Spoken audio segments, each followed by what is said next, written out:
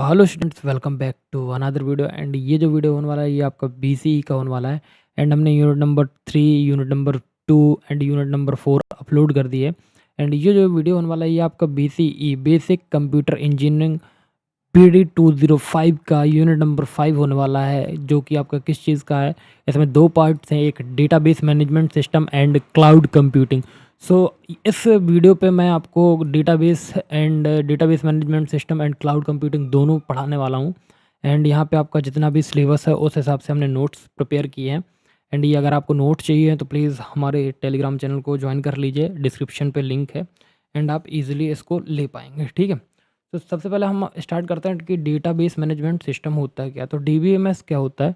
DBMS जो होता है ये एक ऑर्गेनाइज्ड कलेक्शन होता है। किस चीज़ का? डेटा का। क्या होता है? एक ऑर्गेनाइज्ड कलेक्शन होता है। ठीक, डीबीएमएस क्या होता है? डीबीएमएस एक ऑर्गेनाइज्ड कलेक्शन होता है डेटा का। ठीक है, तो डीबीएमएस जो है, डीबीएमएस एक सॉफ्टवेयर होता है। क्या होता है? सॉफ्टवेयर होता है जो डेटाबेस को क्या करता है? क्रिएट करता है और मैनेज करता है और क्या करता है? कंट्रोल करता है। ठीक है, तो सिंपल वर्ड्स में बोलूँ अगर मैं, तो देखो जो डीबीएमएस है हमारा, डीबीएमएस एक सिस्टम है जो डेटा को स्टोर करता है, रिट्रीव करता है और मैनेज करने में हेल्प करता है। तो देखो ये तुम्हारा डीबीएमएस है। ठीक है, ये तुम्हारा डेटा एंड ये एपीआईज़ के थ्रू ऐप में जाता है, डेटा यूज़र के पास जाता है एंड कहाँ पे जाता है? ऐप पे जाता है। ठीक है, तो आई होप क्लियर हो गया।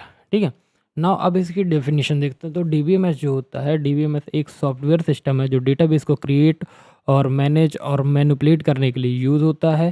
ठीक है, ताकि डेटा को क्या किया जा सके? इफ़िशिएंटली एक्सेस किया जा सके और स्टोर किया जा सके। ठीक है, डेटाबेस क्या होता है?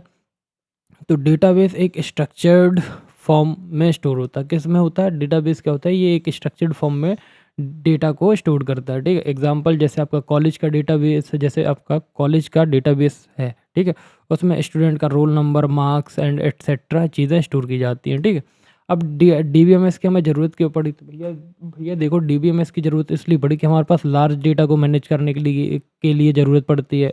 डेटा की रिडंडेंसी कम करने के लिए ज़रूरत पड़ी, डेटा सिक्योरिटी प्रोवाइड करने के लिए ज़रूरत पड़ी, फास्ट डेटा रिट्रीवल्स के लिए ज़रूरत पड़ी और मल्टीपल्स यूज़र को सपोर्ट करने के लिए डीबीएमएस की ज़रूरत पड़ी। ठीक है, तो ये क्या है? डीबीएमएस की नीड्स है। अब फंक्शन क्या है डीबीएमएस के? तो पहला फंक्शन है डेटा को स्टोर करना, डेटा का रिट्रीव करना, डेटा अपडेट करना, data security, backup and recovery और कनकरेंसी कंट्रोल। तो ये क्या है? फंक्शन है। अब आता है एडवांटेज क्या है डेटाबेस के। तो देखो, डेटा रिडंडेंसी कम होती है, डेटा कंसिस्टेंसी मेंटेन होती है और सिक्योरिटी इंप्रूव होती है, डेटा शेयरिंग पॉसिबल होता है और इजी मेंटेनेंस होता है।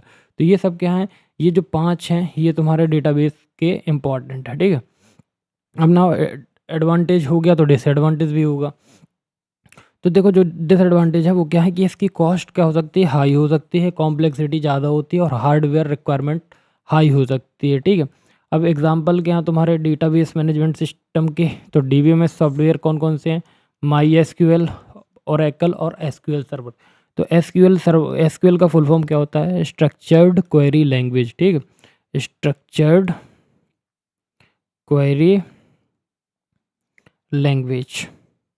ठीक है, तो ये थोड़ा सा ध्यान रखना कि ये स्ट्रक्चर्ड क्वेरी लैंग्वेज होता है। अब आता है आपका file oriented approach and database approach. तो देखो, फाइल ओरिएंटेड अप्रोच क्या होती है, डेटाबेस अप्रोच क्या है। तो देखो, इंट्रोडक्शन। तो देखो, फाइल जो होता है, फाइल ओरिएंटेड अप्रोच में डेटा अलग अलग फाइल्स में स्टोर किया जाता है। ठीक है, हर एप्लीकेशन अपनी सेपरेट फाइल्स को क्या करता है? मेंटेन करता है। यहाँ पर डेटा मैनेज करना, जो अपन डेटा मैनेज करते हैं वो मैनुअली करते हैं और ये लिमिटेड होता है। जैसे सपोज एक फ़ोल्डर बनाया है मैंने फर्स्ट ईयर। ठीक है, फर्स्ट ईयर। ठीक है, ये first year, suppose first year हटाओ, फर्स्ट ईयर नहीं, जैसे मैंने बनाया बीसीई, ये यूनिट 4 का नोट्स है, फोर्थ, और ये यूनिट 5th का नोट्स है। तो ये ऐसे, ये क्या हुआ? फाइल सिस्टम हुआ। ठीक है, फीचर्स क्या हैं? डेटा जो होगा डिफरेंट फाइल्स में स्टोर होता है। ठीक है, हर प्रोग्राम के लिए अपनी फाइल्स यूज़ करता है। तो जो देखो, जो भी प्रोग्राम्स होगा वो अपनी अपनी फाइल यूज़ करेगा। यहाँ पर डेटा रिडंडेंसी जो होती है वो ज़्यादा होती है, सिक्योरिटी कम होती है, डेटा शेयरिंग करना डिफ़िकल्ट होता है। ठीक है, प्रॉब्लम क्या आती है इसमें? डेटा डुप्लीकेशन, डेटा जो होता है इनकंसिस्टेंट होता है, सिक्योरिटीज़ के इशू होते हैं और बैकअप और रिकवरी डिफ़िकल्ट होती है। तो तो ये कौन सी अप्रोच हुई, ये फाइल सिस्टम अप्रोच हुई। अब हमें देखना है डीबीएमएस की, डेटाबेस की अप्रोच किया। तो डेटाबेस अप्रोच में डेटा जो होता है सेंट्रलाइज डेटाबेस में स्टोर किया जाता है और डीबीएमएस उसको क्या करता है, मैनेज करता है। यहाँ पर मल्टीपल यूज़र एक ही डेटाबेस को एक्सेस कर सकते हैं। तो देखो ये totally as compare to file system approach अलग होता है, बिकॉज़ यहाँ पर जो अप्रोच यूज़ की जाती है, डेटाबेस जो अप्रोच है, डेटाबेस अप्रोच में हम क्या करते हैं, डेटा को सेंट्रलाइज डेटाबेस में स्टोर करते हैं और डीबीएमएस इसको मैनेज करता है। और यहाँ पर मल्टीपल यूज़र एक ही डेटाबेस को क्या कर सकते हैं, एक्सेस कर सकते हैं, ठीक। अब आता है इसके फीचर्स क्या। तो फीचर्स क्या है, सेंट्रलाइज्ड डेटा स्टोर होता है, डेटा रिडंडेंसी कम होती है, डेटा कंसिस्टेंसी मेंटेन करता है और हाई सिक्योरिटी होती है इसकी, और इजी बैकअप और रिकवरी होता है। और यहाँ पर डेटा जो शेयरिंग होती है वो इजी और पॉसिबल हो जाती है, ठीक है। अब हमें डिफरेंस देखना, तो डिफरेंस क्या है फाइल ओरिएंटेड अप्रोच और डेटाबेस अप्रोच में। तो जो डेटाबेस है, डेटाबेस और फाइल ओरिएंटेड अप्रोच देखो, तो फाइल ओरिएंटेड अप्रोच क्या है, यहाँ पर डेटा जो होता है वो सेपरेट फाइल में क्या किया जाता है, स्टोर किया जाता है, ठीक है। यहाँ पर सबका अपने सिंगल का सेपरेट फाइल्स होता है। यहाँ पर सेंट्रलाइज डेटाबेस में स्टोर किया जाता है, ठीक है। इसका रिडंडेंसी ज़्यादा होता है, ठीक है। इसका रिडंडेंसी क्या होता है, कम होता है, ठीक। इसका जो रिडंडेंसी होता है वो कम होता है। यहाँ पे सिक्योरिटी कम होती है, यहाँ पे सिक्योरिटी ज़्यादा होती है। यहाँ पर डेटा क्या करता है, डेटा शेयर करना डिफ़िकल्ट होता है, यहाँ पर डेटा शेयर करना ईजी होता है, ठीक है। इनकंसिस्टेंसी प्रॉब्लम होती है और कंसिस्टेंसी मेंटेन होती है, ठीक है। तो ये सारी चीज़ें हैं, ठीक है ना। अब आता है डेटा मॉडल्स। तो डेटा मॉडल्स क्या होते हैं, तो इंट्रोडक्शन देखो, डेटा मॉडल्स एक लॉजिकल स्ट्रक्चर होता है जो बताता है कि डेटाबेस में डेटा कैसे ऑर्गेनाइज होगा और कैसे स्टोर होता है और कैसे रिलेट होगा, ठीक है। तो देखो जो डेटा मॉडल है, डेटा मॉडल का होता है, ये एक लॉजिकल स्ट्रक्चर होता है जो बताता है कि डेटाबेस जो है आपका, डेटाबेस में डेटा कैसे ऑर्गेनाइज होगा और कैसे स्टोर होगा और कैसे रिलेट होगा, ठीक है। तो ये डेटाबेस का डिज़ाइन का क्या होता है, फ्रेमवर्क होता है। ये डेटाबेस डिज़ाइन का क्या होता है, फ्रेमवर्क होता है। तो देखो डेटा मॉडल क्या होते हैं, ये एक कॉन्सेप्चुअल फ्रेमवर्क होते हैं जो डेटाबेस में देखो, डेटा मॉडल्स जो हैं ये एक कॉन्सेप्चुअल फ्रेमवर्क होते हैं। क्या होते हैं, फ्रेमवर्क हैं जो डेटाबेस में डेटा के स्ट्रक्चर, रिलेशनशिप और कॉन्स्टेंट को क्या करते हैं, डिफाइन करते हैं, ठीक है। तो अब आगे देखते हैं, तो डेटा मॉडल कौन कौन से होते हैं, आपका कॉन्सेप्चुअल डेटा मॉडल, ठीक है, and representational data model and physical data model. तो डेटा के टाइप ऑफ डेटा मॉडल तो मेनली 3 टाइप के होते हैं, जैसा कि अपन पढ़ते आ रहे हैं। हायरार्किकल डेटा मॉडल, यहाँ पर जो होता है, इस मॉडल में डेटा जो होता है वो ट्री स्ट्रक्चर में ऑर्गेनाइज्ड होता है। यहाँ पर पेरेंट चाइल्ड रिलेशनशिप होती है, एक पेरेंट के मल्टीपल चाइल्ड हो सकते हैं, लेकिन एक चाइल्ड के सिर्फ एक ही पेरेंट होता है, ठीक है। ये स्ट्रक्चर कैसा होता है, ट्री जैसा है। ट्री कैसे बनता है, ये ABC, ये पेरेंट होगा, ये पेरेंट, और ये इनके एक के 2 बच्चे हैं, B और C, ठीक है। Child child parent. तो अब देखो, एक के कितने चाइल्ड हैं, 2 चाइल्ड हैं, बट ए का एक ही पेरेंट है और बी का एक ही पेरेंट है और सी का एक ही पेरेंट है, ठीक है। तो अब नेटवर्क डेटा मॉडल क्या होता है, तो नेटवर्क डेटा मॉडल क्या होता है कि इस मॉडल में ग्राफ स्ट्रक्चर्ड में ऑर्गेनाइज किया जाता है। जो इस मतलब जो नेटवर्क डेटा मॉडल होता है, इसमें क्या होता है, इस मॉडल में हम डेटा को कैसे स्टोर करते हैं, एक ग्राफ स्ट्रक्चर में ऑर्गेनाइज किया जाता है। यहाँ पर मल्टीपल पेरेंट और मल्टीपल चाइल्ड पॉसिबल हैं, यहाँ पर कॉम्प्लेक्स रिलेशनशिप हैंडल कर सकता है। ये जो मतलब नेटवर्क डेटा मॉडल होता है, ये हमारा कॉम्प्लेक्स रिलेशनशिप हैंडल करता है। और हायरार्किकल मॉडल का एडवांस वर्जन होता है। क्या होता है, जो हायरार्किकल मॉडल होता है हमारा, इसका एडवांस वर्जन होता है। अब आता है रिलेशनल डेटा मॉडल। तो रिलेशनल डेटा मॉडल क्या होता है कि इस मॉडल में डेटा जो होता है वो टेबल्स, मतलब टेबल्स में स्टोर होता है या रिलेशंस में।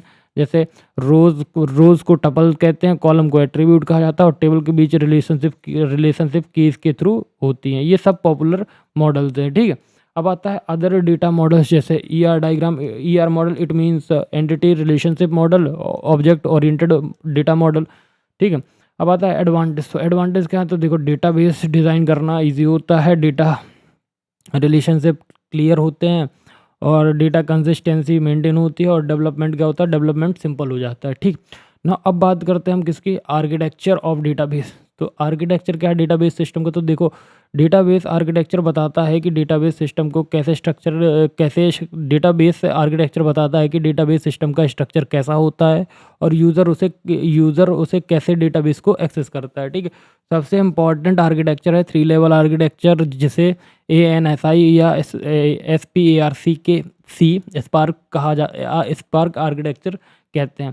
ठीक है, तो देखो यहाँ पे तुम्हारा जो सबसे जो ये व्यू जो ऊपर वाला ये है, ये तुम्हारा क्या होता है, ये एक्सटर्नल लेआउट होता है। क्या होता है, एक्सटर्नल लेआउट होता है, जिसको हम एक्सटर्नल लेआउट व्यू होता है एंड यूज़र का। ठीक है, फिर इसके जस्ट नीचे जो तुम्हारा है ये कॉन्सेप्चुअल स्कीमा होता है। क्या होता है, कॉन्सेप्चुअल स्कीमा होता है। ठीक है, तो कॉन्सेप्चुअल स्कीमा ये होता है। ठीक है, तो कॉन्सेप्चुअल स्कीमा समझ लो। ठीक है, कॉन्सेप्चुअल स्कीमा ये होता है। ठीक है, ये अच्छे से बन जाता तो मज़ा आ जाता। हाँ, ये कॉन्सेप्चुअल स्कीमा, और ये जो तुम्हारा फिजिकल स्कीमा होता है, तो ये फिजिकल स्कीमा होता है, नीचे तुम्हारे डेटाबेस होता है। तो आई होप तुमको समझ में आ गया होगा, 3 लेवल आर्किटेक्चर समझ में आया।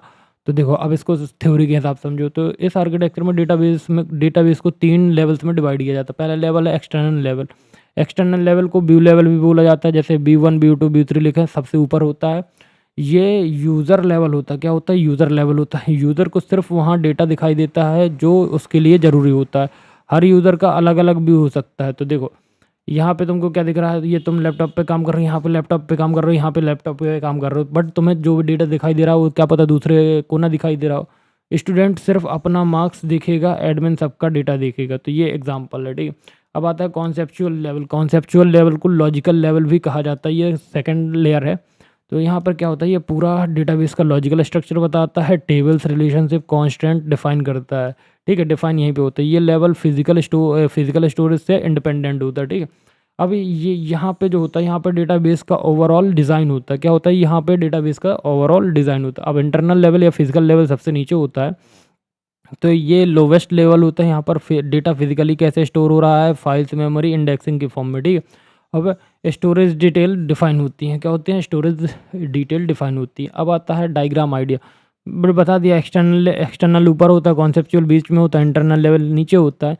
एडवांटेज क्या है, एडवांटेज ऑफ 3 लेवल आर्किटेक्चर। तो सबसे पहले डेटा सिक्योरिटी क्या होती है, डेटा सिक्योरिटी को इम्प्रूव करता है, डेटा एब्स्ट्रैक्शन मिलता है, डेटा इंडिपेंडेंस मिलता है, मेंटेनेंस ईजी हो जाता है। तो ये एडवांटेज हैं 3 लेवल स्ट्रक्चर के। ठीक है, फिर आता है डेटा डिपेंडेंसी। तो डेटा डिपेंडेंसीज क्या होती है, लॉजिकल डेटा डिपेंडेंस मतलब कॉन्सेप्चुअल लेवल चेंज हो लेकिन एक्सटर्नल लेवल को अफेक्ट ना पड़े।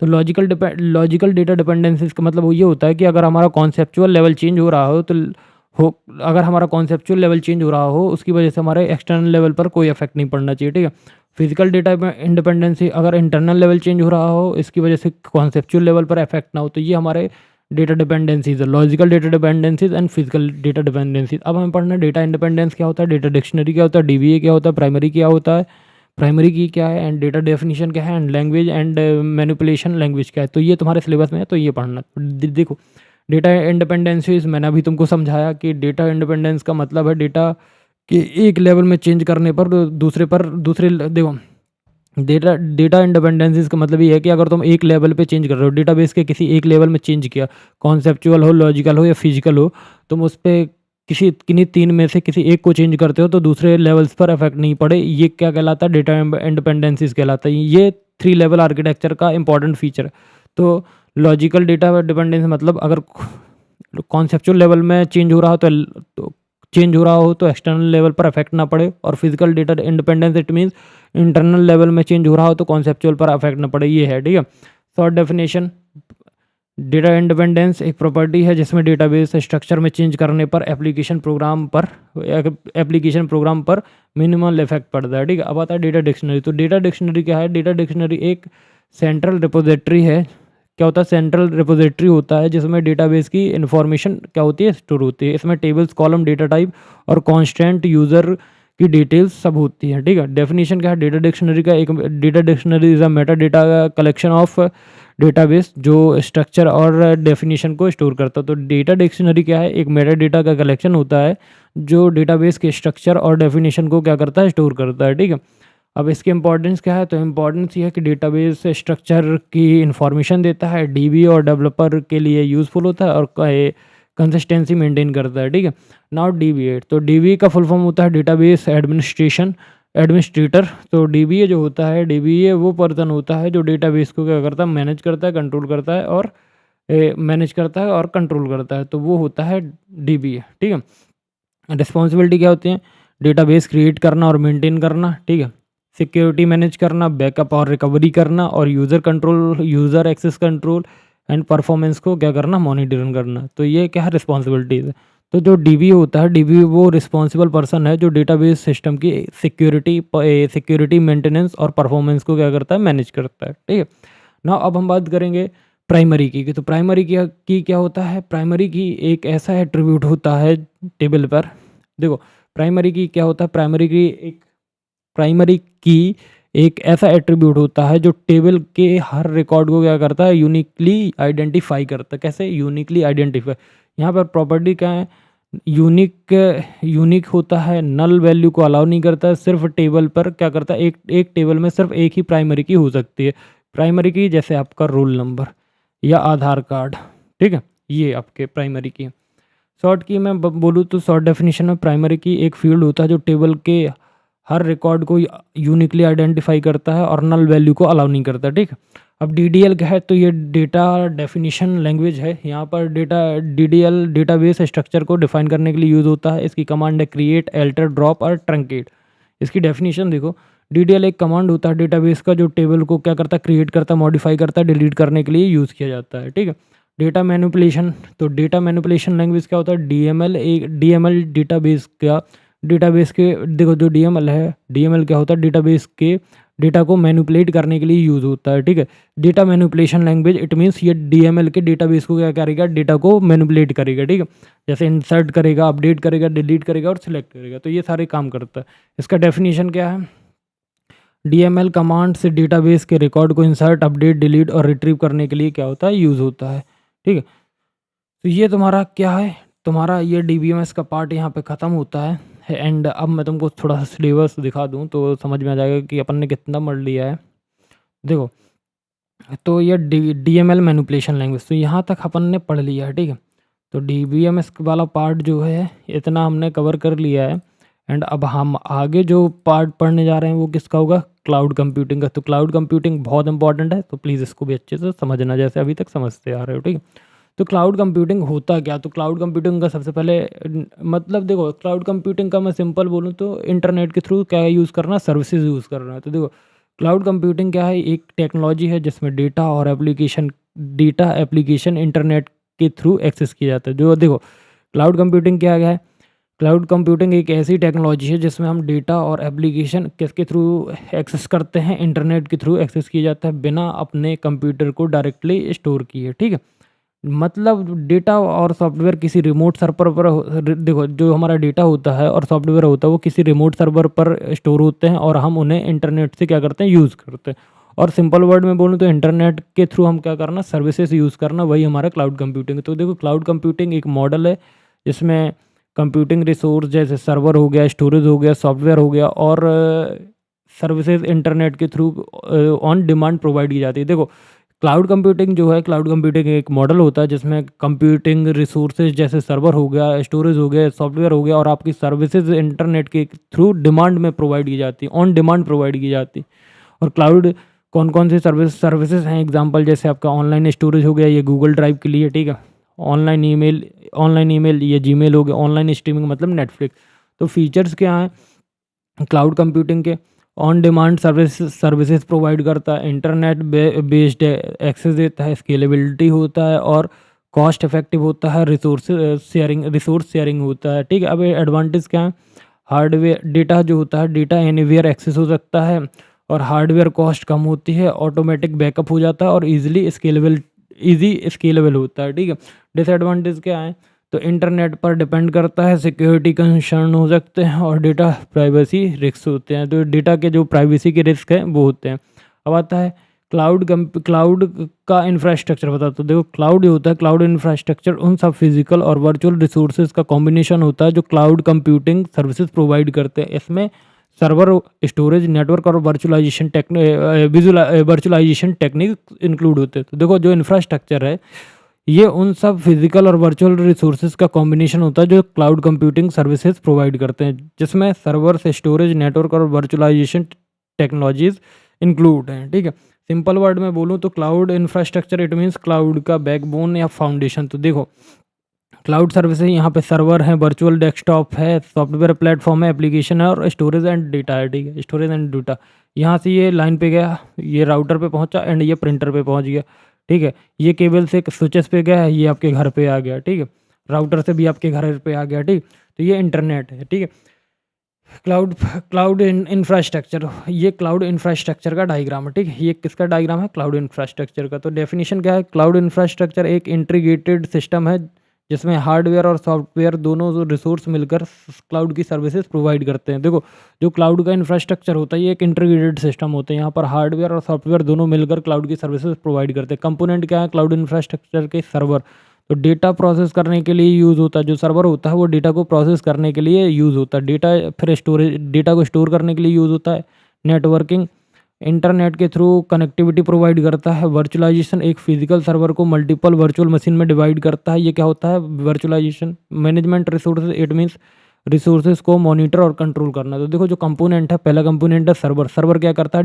डेटा प्रोसेस करने के लिए यूज़ होता है। ठीक है, स्टोरेज, स्टोरेज मतलब डेटा को स्टोर करने के लिए यूज़ होता है। नेटवर्किंग, इंटरनेट के थ्रू क्या करता है? कनेक्टिविटी प्रोवाइड करता है। वर्चुअलाइजेशन, एक फिजिकल सर्वर को मल्टीपल वर्चुअल मशीन में डिवाइड करता है। ठीक है, मैनेजमेंट, सॉफ्टवेयर रिसोर्सेज को मॉनिटर और कंट्रोल करता है। ठीक है, अब आता है टाइप ऑफ क्लाउड इंफ्रास्ट्रक्चर। तो देखो, पब्लिक क्लाउड, पब्लिक, प्राइवेट और हाइब्रिड। तो पब्लिक में क्या होता है? ये पब्लिक यूज़ के लिए पब्लिक क्लाउड अवेलेबल होता है। प्राइवेट यूज़ के लिए ये एक सिंगल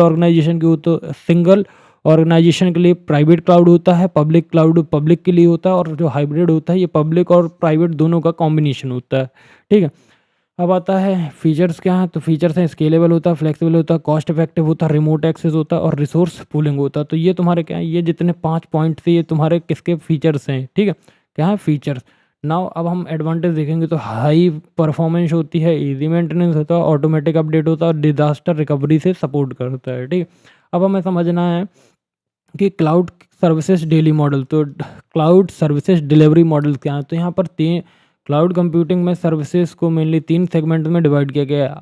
आइस आस है, आस होता है IaaS, आस पास सास। तो आस पास सास इनको देखते हैं। तो as it means infrastructure as a service. ठीक है, इंफ्रास्ट्रक्चर एज अ सर्विस मतलब इसमें क्या होता है? यूज़र को इंफ्रास्ट्रक्चर एज अ सर्विस में क्या होता है? यूज़र को बेसिक इंफ्रास्ट्रक्चर प्रोवाइड किया जाता है, जैसे आपका वर्चुअल सर्वर हो गया, स्टोरेज हो गई और नेटवर्किंग हो गया।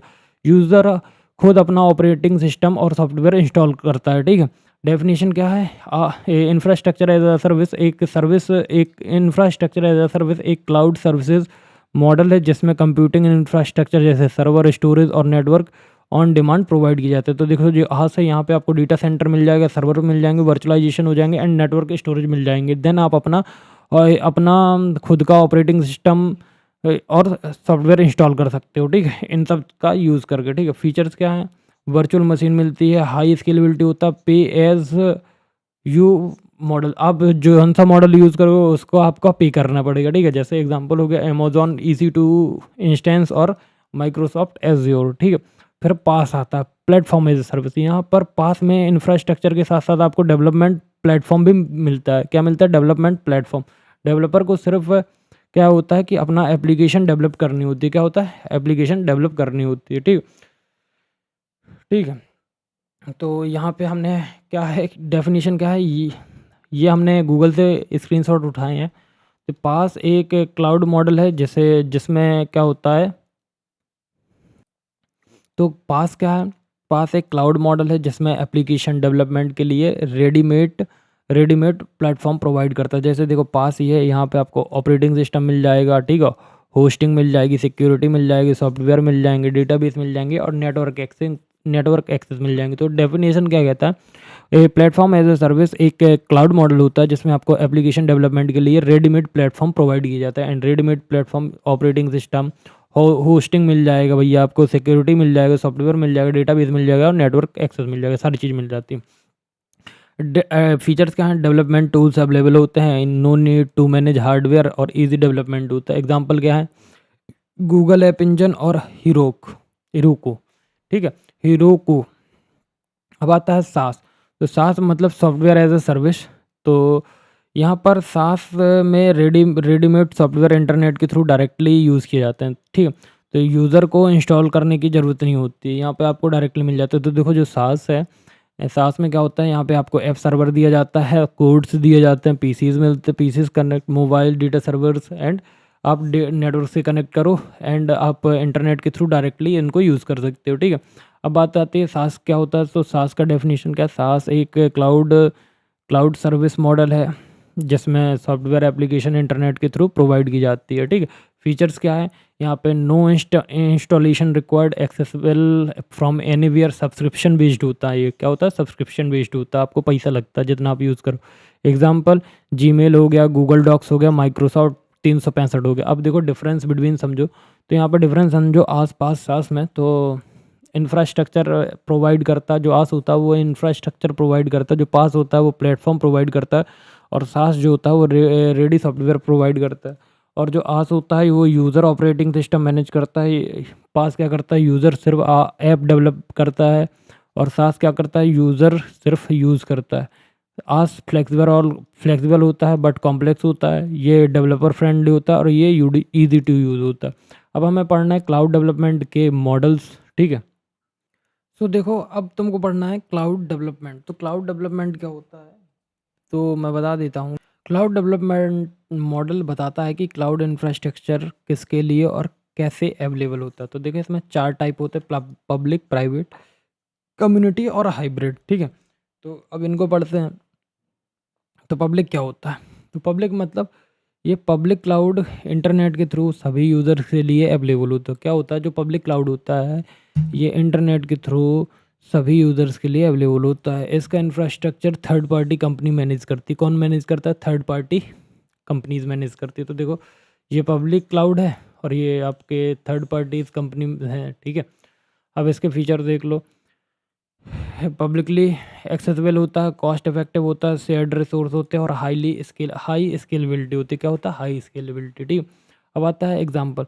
तो Google cloud, Amazon web service, AWS and Amazon मतलब माइक्रोसॉफ्ट एज्योर और अमेजोन वेब सर्विस, ये सब क्या है, इसके एग्जांपल है, ठीक है ना। अब देखो प्राइवेट क्लाउड क्या होता है। प्राइवेट क्लाउड ये होता है कि प्राइवेट क्लाउड सिर्फ एक ऑर्गेनाइजेशन के लिए डेडिकेटेड होता है, और इसमें सिक्योरिटी और कंट्रोल ज़्यादा होता है, ठीक है। क्या होता है, सिक्योरिटी और कंट्रोल ज़्यादा होता है। जैसे प्राइवेट क्लाउड, तो देखो जैसे मैंने इंटरनेट यूज़ कर रहा हूँ, तो मैं एक प्राइवेट क्लाउड का यूज़र हूँ, ठीक है, मैं अपना खुद यूज़ कर रहा हूँ। एंड इसके फीचर्स क्या होते हैं, सिंगल ऑर्गेनाइजेशन यूज़ करता है, जैसे मैं यूज़ कर रहा हूँ, हाई सिक्योरिटी होता है, बेटर कंट्रोल होता है, और कॉस्ट कंपेरेटिवली हाई होती है इसकी, ठीक है। तो अगर आप यूज़ करना चाहें तो आपको भी कॉस्ट पे करना पड़ेगा। तो देखो क्लाउड यूज़ करोगे, तो अगर प्राइवेट क्लाउड यूज़ करते हो तो कॉस्ट कंपेरेटिवली हाई होता है, और बेटर कंट्रोल होता है, हाई सिक्योरिटी होता है, और सिंगल ऑर्गेनाइजेशन यूज़ करते हैं, ठीक है। कम्युनिटी क्लाउड क्या होता है, कम्युनिटी क्लाउड ये होता है कि मल्टीपल ऑर्गेनाइजेशन के बीच में शेयर होता है जो सिमिलर रिक्वायरमेंट रखते हैं, जैसे बैंक्स हो गया या गवर्नमेंट डिपार्टमेंट्स हो गए, तो उनके लिए कम्युनिटी क्लाउड यूज़ होता है। तो ये फीचर्स क्या होते हैं, शेयर्ड अमंग स्पेसिफिक ग्रुप्स, और कॉस्ट शेयर्ड, थोड़ा कॉस्ट क्या होता है, कॉस्ट शेयर्ड होता है, और सिक्योरिटी लेवल मॉडरेट होता है, ठीक है ना। अब हम बात करते हैं हाइब्रिड। हाइब्रिड क्लाउड क्या होता है, हाइब्रिड क्लाउड एक पब्लिक और प्राइवेट का कॉम्बिनेशन होता है, ठीक है। ये सेंसिटिव डेटा प्राइवेट क्लाउड में होता है, और नॉर्मल डेटा आपका पब्लिक क्लाउड में होता है। जो आपका सेंसिटिव डेटा होगा वो आपके प्राइवेट क्लाउड में किया जाएगा, और जो आपका नॉर्मल डेटा होगा वो पब्लिक क्लाउड में स्टोर होता है। तो देखो यहाँ पे ये आपका हाइब्रिड क्लाउड है। हाइब्रिड क्लाउड एक आपका पब्लिक में चला गया, एक प्राइवेट में आ गया, और एक ट्रांजिशनल इंफ्रास्ट्रक्चर है, ठीक है। तो ये क्या है आपका, देखो हाइब्रिड क्लाउड इज़ लाइक आपके दो पब्लिक और प्राइवेट का कॉम्बिनेशन होता है। जो आपका सेंसिटिव डेटा होगा वो प्राइवेट में जाता है, और जो नॉर्मल डेटा होगा वो पब्लिक में जाता है, ठीक है। अब इसके फीचर्स क्या हैं, तो फ्लेक्सिबल होता है, बैलेंस सिक्योरिटी होती है, और कॉस्ट ऑप्टिमाइज्ड होता है, और स्केलेबिलिटी बेटर होती है, ठीक है। अब आता है डिफरेंस टेबल। देखो पब्लिक, प्राइवेट, कम्युनिटी और हाइब्रिड। तो देखो पब्लिक क्या है, देखो लाइन से बताऊंगा तो समझना कि पब्लिक मैं मार्क भी करता जाऊँगा। पब्लिक क्या होता है, सबके लिए ओपन होता है। ये प्राइवेट सिंगल ऑर्गेनाइजेशन के लिए होता है, और कम्युनिटी स्पेसिफिक ग्रुप के लिए होता है। हाइब्रिड पब्लिक प्लस पब्लिक और प्राइवेट दोनों का मिक्स होता है, ठीक है। पब्लिक का लो कॉस्ट होता है, प्राइवेट का हाई कॉस्ट होता है, कम्युनिटी का शेयर्ड कॉस्ट होता है, इसका मॉडरेट कॉस्ट होता है, ठीक है। पब्लिक में लेस कंट्रोल होता है और प्राइवेट में फुल कंट्रोल होता है, कम्युनिटी में शेयर्ड कंट्रोल होता है, इसमें फ्लेक्सिबल कंट्रोल होता है। यहाँ पे हाई सिक्योरिटी होता है, लिमिटेड स्केलेबिलिटी होता है, मॉडरेट स्केलेबिलिटी होता है और हाई स्केलेबिलिटी होता है। तो ये इसका डिफरेंस टेबल है। अब प्रोज और कॉन्स देखने, तो प्रोज मतलब क्या होता है, एडवांटेज। तो प्रोज मतलब यहाँ पे जो होता है ये कॉस्ट इफेक्टिव होता है, मतलब हार्डवेयर और मेंटेनेंस का खर्चा कम होता है कम हो आई एम सॉरी। तो यहाँ पर जो कॉस्ट इफेक्टिव मतलब हार्डवेयर और मेंटेनेंस का खर्चा कम हो जाता है, बिकॉज पे एज यू यूज़ मॉडल। तो आप जितना जौन सा मॉडल या जितना यूज़ करोगे आपको उसी हिसाब से पे करना होता है। स्केलेबिलिटी क्या होता है, रिक्वायरमेंट के हिसाब से रिसोर्सेज ईजिली इंक्रीज या डिक्रीज कर सकते हो, ठीक है। रिमोट एक्सेस मतलब डेटा और एप्लीकेशन कहीं से भी इंटरनेट के थ्रू एक्सेस कर सकते हो। Remote backup, automatic backup, sorry आँख से दिखना बंद हो गया, 2 बज रहा है रात का। ऑटोमेटिक बैकअप मतलब क्लाउड के जो प्रोवाइडर्स हैं वो रेगुलरली बैकअप और डिज़ास्टर रिकवरी प्रोवाइड करते हैं। अवेलेबिलिटी क्या होती है, हाई अवेलेबिलिटी रहती है, 24/7 अवेलेबल रहता है सर्वर्स पर। इजी मेंटेनेंस होता है, सॉफ्टवेयर अपडेट और मेंटेनेंस प्रोवाइड करना हैंडल है देखो सॉफ्टवेयर अपडेट और मेंटेनेंस प्रोवाइडर हैंडल करता है, ठीक है। और कौन से क्या है, तो डिसएडवांटेज बोला जाता है इनको, तो देखो इंटरनेट डिपेंडेंसीज। तो देखो क्लाउड सर्वर जो होता है देखो क्लाउड सर्विसेज यूज़ करने के लिए इंटरनेट जरूरी होता है, अगर इंटरनेट नहीं हो तो तुम नहीं यूज़ कर पाओगे। Security concern, data online store होता है, हैकिंग का रिस्क हो सकता है, ठीक है। लिमिटेड कंट्रोल, इंफ्रास्ट्रक्चर पर पूरा कंट्रोल यूज़र के पास नहीं होता। देखो जो इंफ्रास्ट्रक्चर होता है वो किसके पास नहीं होता, यूज़र के पास नहीं होता। और down time risk, it means server failure या मेंटेनेंस के टाइम सर्वर टेम्परली बंद हो सकता है, ठीक है। और डेटा प्राइवेसी, जो sensitive data third party server पर स्टोर होता है। तो ये क्या है प्रोज एंड कॉन्स है। एंड लास्ट मैं आपको दिखा देता हूँ कि आपका जो लास्ट टॉपिक है वो क्या है, pros and cons of cloud computing data, ठीक है। तो ये तुम्हारा यूनिट नंबर 5 यहाँ पे ख़त्म होता है, क्लाउड कंप्यूटिंग टॉपिक। एंड देखो हमने 4 यूनिट कर लिए हैं, unit number 2, unit number 3, 4 and 5। अब हमारा एक यूनिट बचा है जो कि हमारा यूनिट नंबर 1 है। तो ये भी बहुत जल्दी ही आपको प्रोवाइड कर दी जाएगी। पहले आप जब तक 5th यूनिट देख लो, देन आपको फर्स्ट यूनिट प्रोवाइड कर दी जाएगी। एंड एक आपको 5 मार्च को एक महा रिवीजन एक वीडियो आएगा। एंड अगर आप उसको देख लेते हो तो आपका समझो कि पूरा जो आपका कंप्यूटर है पूरा कंप्यूटर से रिलेटेड आपका पूरा रिवीजन हो जाएगा। बाकी अगर ये वीडियो अच्छा लगा हो, मेहनत पसंद आई हो एंड आपको समझ में आया हो तो प्लीज़ एक बार लाइक कर देना, कमेंट कर देना और जो आपका सब्सक्राइब वाला बटन है उसको दबा देना। तो बाकी all the best and thank you.